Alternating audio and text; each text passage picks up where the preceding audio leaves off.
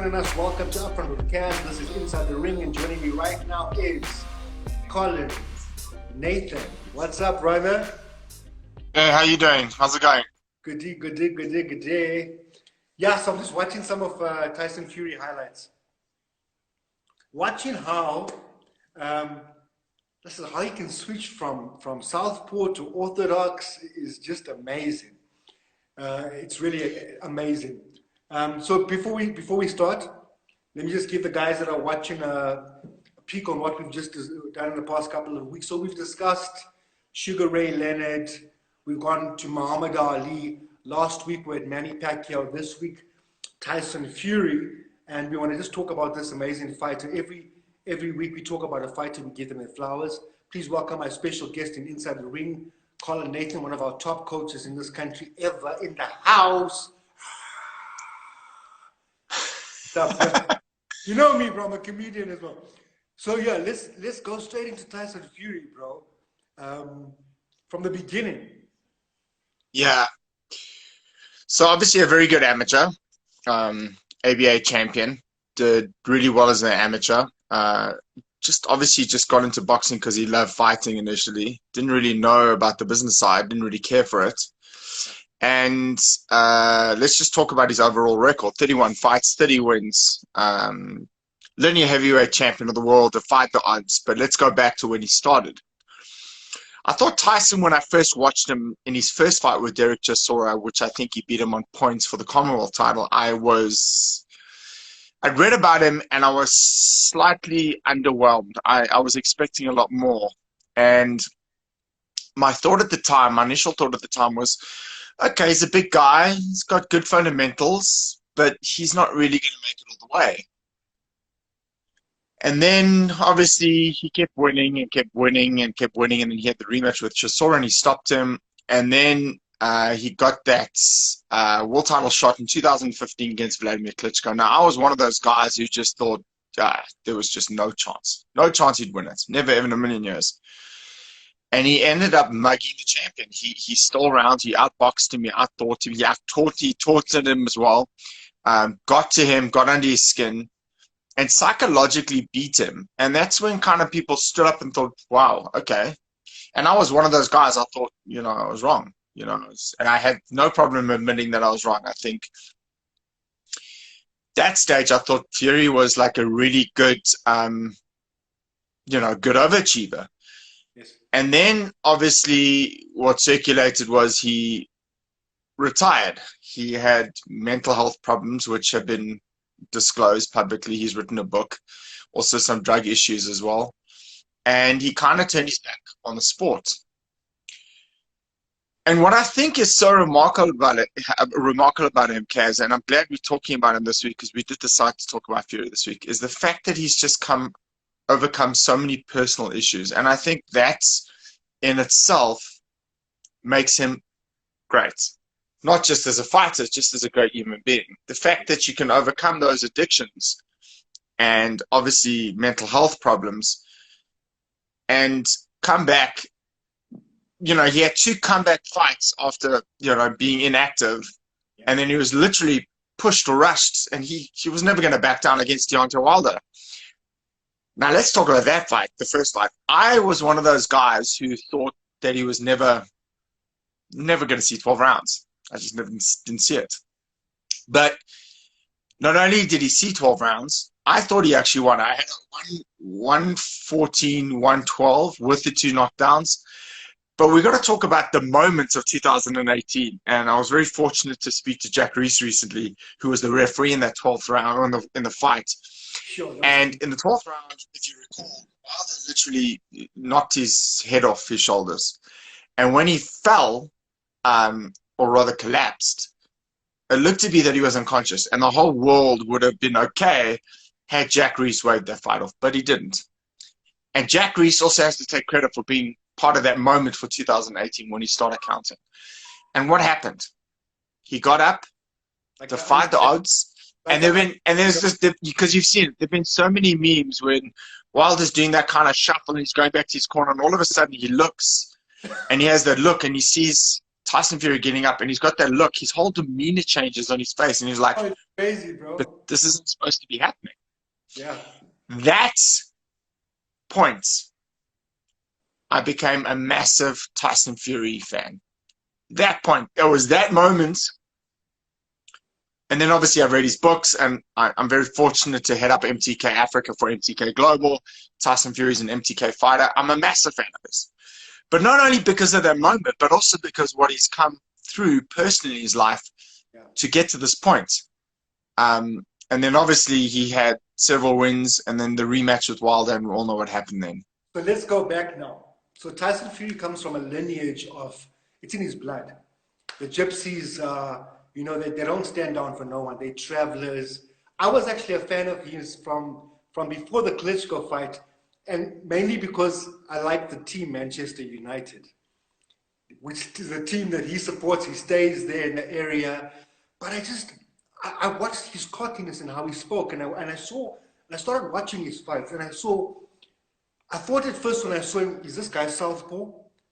But then I saw him flip, because some fights he'd go dominantly southpaw, then he'd flip another fight, then he was orthodox. And I was like, no, he must be careful. At first I thought this dude must be careful, because if you're too clever, you can get knocked. You know, if you're fighting, you try and do too many things. But the way he did it, it was like almost planned.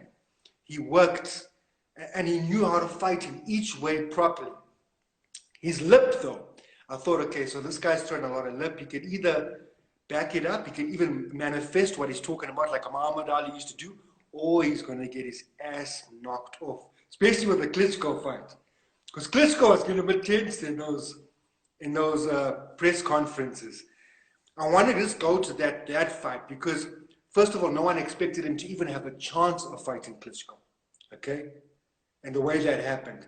And secondly, his confidence and the way he moved around the ring, he stunned Klitschko. Klitschko just couldn't get to him, you know? So let's talk more about this fight and the training for that fight before we go further. So I think let's talk about Tyson on a technical aspect after we discuss this Klitschko fight. So in his book, he alludes to a situation which I find very, very funny, but it's also mentally, it just obviously got to Klitschko even back then. He alludes to a point where that Klitschko after training would be the king of the saunas, where all the guys, the whole team would get into the saunas, into the sauna, and Klitschko made it his point to outlast and outball everyone in the sauna. Now you can imagine how hot the sauna was after training, and Tyson got wind of this, and basically the whole team initially, or a few members of the team, were all in the sauna, and one by one guys left because it was just too hot, and Fury psychologically wanted to outthink and outwork Klitschko in that position of being in the sauna. And he also alludes to the book that he was absolutely dying in the sauna, but he refused to leave. That's right. And it got to the point where Klitschko just couldn't believe what he was seeing, and obviously being in the same environment. The next thing, Klitschko got up in a huff, and Tyson always remembered that moment mentally, how he just got to Klitschko. And he used that as fuel going into that fight. And at the press conferences, I mean, there were some pretty funny moments. But no one gave him a chance. And what I find even more interesting was he never doubted himself for 1 second. And I think also that's, you talk about manifestation, and I think he obviously manifested from then before that he would be the world heavyweight champion. And it's great to seed it and visualize it and have this thought, but obviously you got to play it out, and he played it out perfectly. And I think you got to give him such respect and credit for that, because I really didn't think he could win, but obviously don't tell that to him at the time, because he wasn't listening to it. And what I like about that is that obviously he avoids all the negative energy, or the, you know, people telling him you can't do this, you can't, and he doesn't listen to that. And that's why I think he's got such a strong mind. And again, you know, getting up in that 12th round in the first Wilder fight just signifies what kind of human being he is, because not many people would have even attempted to even lift a leg, let alone get up. It takes a hell of a person mentally to do something like that, because of course, if we us as trainers had known about that sauna thing way back, we would have thought, okay, hold up a second, there is some sort of mentality in there. But now after hearing him talk about that, I like, okay, that makes sense because, listen, boxing is a lot of heart, bro, and heart's connected to mental. You can lose because you give up here first. But if you refuse to Yeah. give up, you can just outdo a person with your confidence. And that's what this dude did, bro. You okay? Sorry, just my wife's coming. I'm doing a love interview. Thank you. Sorry, Kaz. It's Yeah. not just that. It's not just the mental aspect of it, because boxing, although it's physical, it is. You can't dispute that it's two guys getting in the ring and it's physical. But it's also a big mental element to what the fighters do, what they go through. So you've been around the camps, you've been around me, you've been around fighters, so instinctively fighters fight. That's the instinct. But there's so much more to the sport than people actually realize. And I'm glad you've given me this platform to talk about it, because it's not just about two guys getting in the ring or two girls getting in the ring and mooring each other. There's a big mental aspect to our sport, to boxing. And sometimes the person who's got the stronger will and the stronger mind, the stronger desire, and the bigger heart will win a fight against a guy who's far more superior in skills and talents than he or she is. And that's because, like, if we talk about Tyson technically, he's not the greatest technical fighter, but he's so good at what he does. He's got these physical attributes, and you were talking about him switching. And he uses that to my honest opinion is, I think, even though he might do a lot of things wrong, he does a lot of things right. And I think he's really hard to beat. I think he's going to be really hard to beat. Especially to outbox him is going to be really difficult. And because of his size, he's shown vulnerability of being flawed. Okay? Everyone or anyone can get flawed if you get kicked correctly. But he's also showed the innate ability and adversity to get dropped and get up and win. Or in the first Wilder fight, draw, which I thought he won. And he's fallen down before, and I think the amazing thing with him is that he's been knocked down before and gotten up. So he's known, listen, the only way you're going to get me out of there is to knock me out, but then knock me out properly. Because if I get up, then I'm up. And he's overcome that ego state of saying, okay, shit, I got knocked down, I'm not good enough. So his confidence has recovered. He knows, okay, I can get knocked down. I've been knocked down, but I've also come back. I am resilient.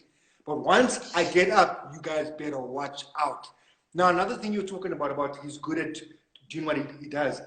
He shows that if you are true to who you are, authentic to who you are, the best version of yourself, then you're unstoppable because you're not trying to mimic. You know what I'm saying? Exactly. And also we need to respect what he said in the last fight, because he said in the last fight, obviously there was a change of trainer to Sugar Hill.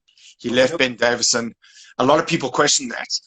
But what he said in the press conference was, I'm going to take the fight straight to Wilder. Wilder was quoted as saying, and it's been on social media platforms, that he's got pillow fists and he can't punch.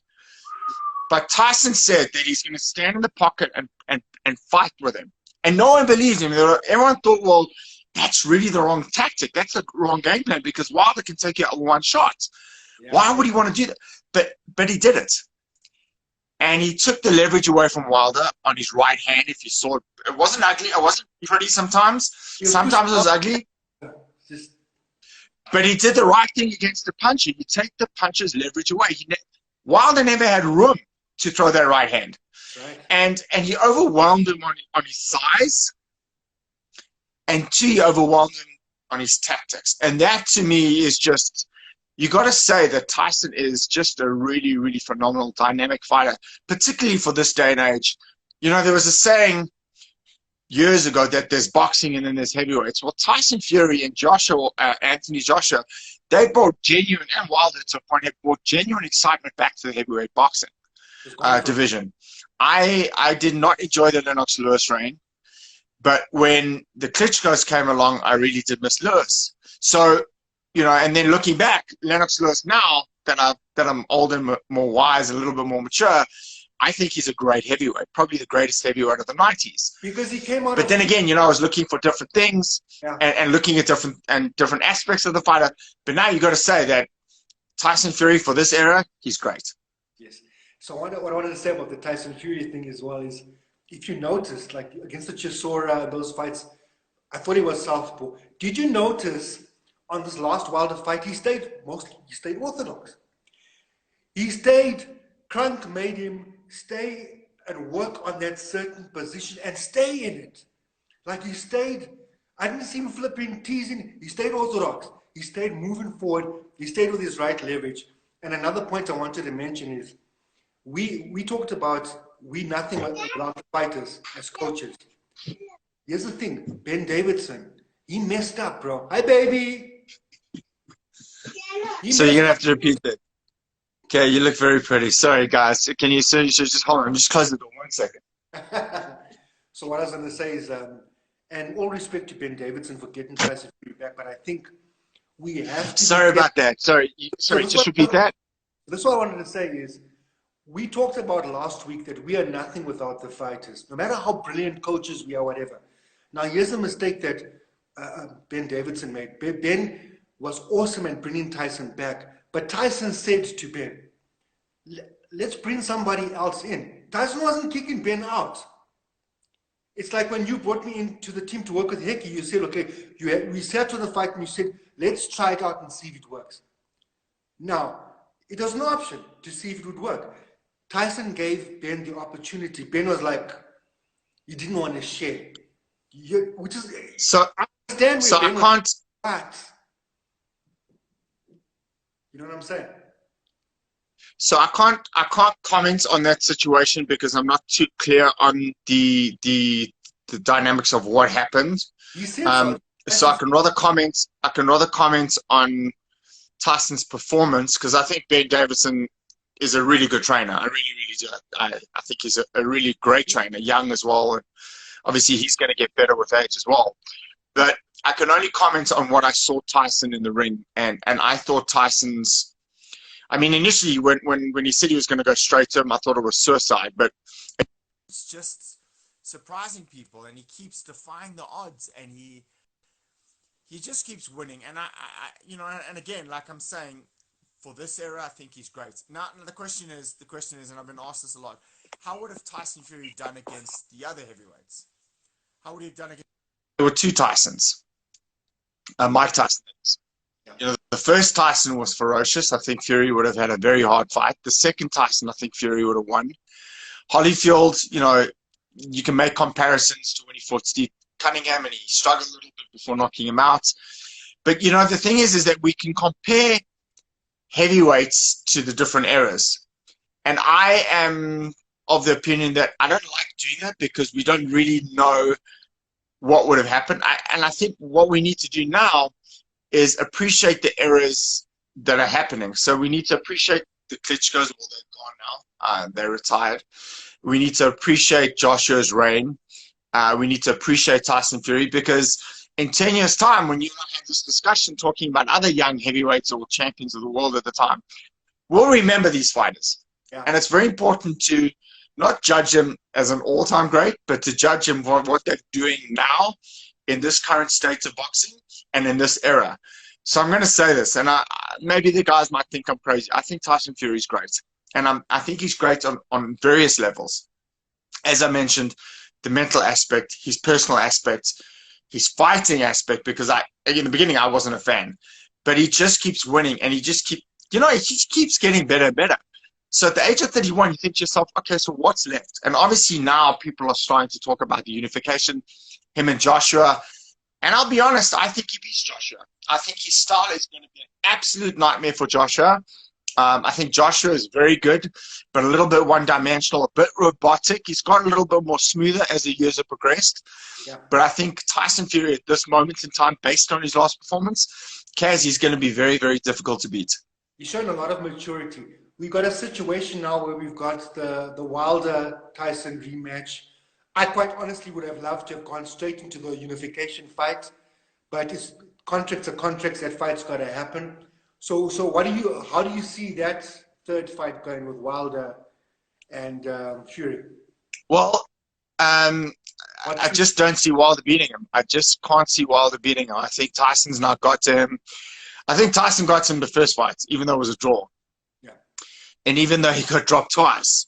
But I think the second fight sealed it mentally for him. I think, you know, Wilder got dropped a few times. Two were counts, I believe, if I recall. The other one was like kind of a shove. But to me, I just think that mentally Tyson Fury's just got to Wilder. I can't see Wilder beating him in the third fight. I think Wilder's got to learn to fight on the back foot, which is very hard. For him to get that leverage on the right, he's almost got to bounce back and come forward, but he's got to get his timing in. And the only way to do that is he's also got to learn how to pivot more and use angles. So now, will he have the right people to show him that? Because if Tyson's coming at him, he's going to have to be able to be resilient like that. Well, I think at this stage of Wilder's career, his style's ingrained in him, and it's going to be very hard to change and adapt.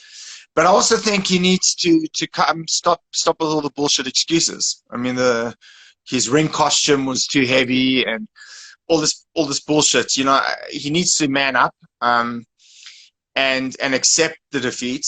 And I think if he can accept it, maybe he can actually become a better fighter. But you know, if you've got all these bullshit excuses, and listen, buddy, no one told you to wear that kind of costume going into the ring, so you've only got yourself to blame. What a costume, though. What a costume. Yeah, it's not how you look, it's how you fight, and let's be honest. Phantom of the Opera, really. I mean, to me, it was just a little bizarre, but hey. Showmanship. So just going back, I just don't think Wilder will beat Fury. In fact, I don't think any heavyweight right now beats Fury.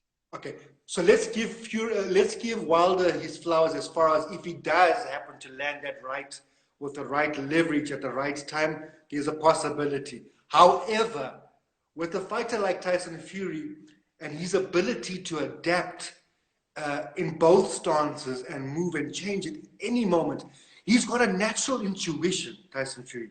If I can, which is, you know, there's good fighters, but there's certain fighters that it's like growing up on the street. There's certain guys that can handle themselves because they got that extra timing. They just like Floyd Mayweather, for example. One thing you got to give him credit for his defense. He's got that street quality, like a guy would snap a sweet and run away. You won't catch him. He's too fast. He's timing.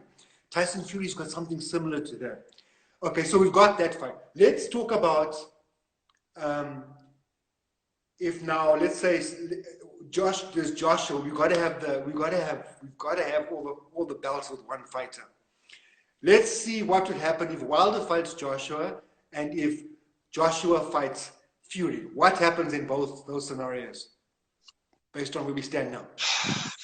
Okay, so Joshua fights Wilder. It's just based on Wilder just looks so fragile in the last fight. I don't know. He just looked like he wasn't there. And we only got to base it on. We got to judge that fight if that fight's based on the fighter's last fight. So Joshua did what he had to do for 12 rounds, boxed brilliantly, and reclaimed his championship back from Andy Ruiz. Based on that alone, and based on Wilder's performance against Fury, you got to give the edge, and a big edge, to Joshua if he had to fight Wilder. Yeah. Fury, if he fights Joshua, like I said, stylistically, Joshua will not be able to adapt. Fury's just going to get to him mentally as well. Dude, imagine Wembley Stadium. I'm just saying, imagine Fury, Joshua, Wembley Stadium. It'll be the biggest attended fight, bruh. I don't know since when. You see, the problem is that often we've seen fights over the years just being marinated too long, particularly Pacquiao Mayweather, that was 5 or 6 years too late. I suspect, though, if both fighters keep winning, I am quite confident that we are going to see unification. I think both promoters, Frank Warren and Eddie Hearn, even though they don't see eye to eye, and obviously there's a middle person operating, trying to get that fight together, it's going to have to happen down the line, and I think it will happen. And Matt Leishing asked such a brilliant question about Dillian Whyte. Yeah, I mean, the guy's been WBC #1 for so long. He's called the WBC interim champion for whatever that means. Now, by right, he should be getting his shot. He should be getting his shot. Is he going to get his shot? Well, I don't know. I don't know. You know, there's obviously. Let him fight Wilder. Let Dylan White fight Wilder. I want to see that fight. Well, that's also a very exciting fight. But the point is that although Dylan White is the #1 contender, the world wants to see a unified champion. You got the linear champion, the BC champion of Fury, and then you got the other belt holders with the other belts with Anthony Joshua. So the whole world wants to see that. I would think that fight should happen, and then whoever wins that fight, and I'm projecting for another 18 months if provided all fighters win, Dylan White should get that opportunity. There's another fight that was spoken about as Andy Ruiz versus Dylan White, which would also be a great fight. My opinion is White should get his opportunity. The problem is it's about business and it's about dollars and pounds and about who gets the opportunity. But I think the whole world's clamoring for a unified champion. So before Wilder, and unfortunately I'm not talking about what's being fair in boxing, I'm talking about from a fan's perspective what I want. Obviously I want a unified champion. You know, if I was White's a manager or trainer, obviously I'd be pushing for that. But as a boxing fan, we want to see the biggest and best fights. And right now, that is Fury and Joshua. I almost feel that what could happen, this is just my opinion, is so you got the Fury Wilder rematch, and possibly Fury wins to go and fight Joshua. Then Dylan White fights Wilder, you see, and then the winner of that will go and challenge the undefeated, unified champion. Those are the type of things I'm hoping to see. But anyway, we've only got a couple of minutes left. I want to talk quickly, and I suggested we go to Mike Tyson next week because what do you think about all this buzz with Mike Tyson and him? I saw him in excellent shape. So just give me your view. I think an exhibition would be great. Yeah. I think him actually embarking and trying to. Firstly, I don't think he'll get a professional license. Yeah. The guy smokes so much dope. He's going to battle to pass any drug test at the moment. I will want to remember Tyson in his first career and a little bit of his second career before the Holyfield incident too. We obviously bit his ear, but I don't want to see Tyson back in a ring professionally. I have no issue with him boxing an exhibition for charity, but we also need to remember his last few fights where he said his heart wasn't in it. Mentally and physically, he just wasn't there. His body looked in great shape. He looks in great shape now, but I still think he's 53 years old. And having said that, turning 54 this month, in June, I still don't think a man in his 50s should be boxing in a professional ring. All we need to do is take a look at Ernie Shavers. He fought when he was 50-something. I'm happy to share the link with you when he got stopped in 2 rounds. A boxing ring, unfortunately, boxing is a young man's sport, it's not an old man's sport. And at the age of 53, coming back as an exhibition, what I find fascinating, though, is the whole talking about this. And some of the world are actually taking this comeback seriously. And you've got all these ex-heavyweight champions or all these ex-Mike Tyson victims or guys that Tyson lost to coming out of the woodwork saying, hey, man, I'm ready. I'll fight him. And it's just bizarre. But again, we're living in a crazy world with crazy thoughts and crazy people. And I don't want to see Tyson back in the ring professionally. Okay, so this is what I think. First of all, I think Mike Tyson is in a better mental, spiritual space than he's been, even with the Herb. I think he's faced some demons. He's got a family. At least he's a happier person. What I would like to see, I love seeing him back in shape, exercising. I love anyone that takes care of themselves. So maybe a fight for charity with Holyfield would be amazing. It would make so much money, and because they're also similar ages, so I think that could be fun, and because we're not going to see someone get seriously hurt. They can play the game, and so I'd love to see that. So I suggest next week, let's go to Mike Tyson, bro. Let's go to the beginning. He was trained by one of the all-time greats, and his story is very similar to the Rocky story. Rocky's coach was so similar to Castrato. Like, it was almost like the same character, So, Mike Tyson next week?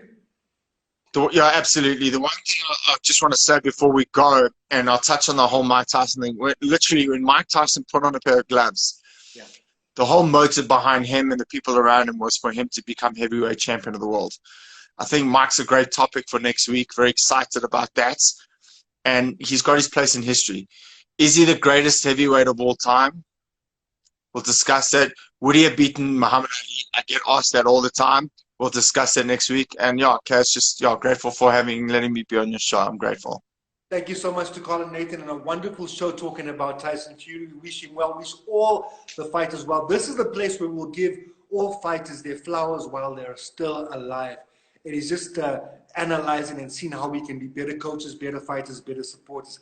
Next week, Mike Tyson on Inside the Ring, right here on Upfront with Kaz. From me, Colin Nathan. From me, Kaz Abrams. We'll catch you next week. Peace. Thank you, Carl. God bless, and God bless your family. See you guys.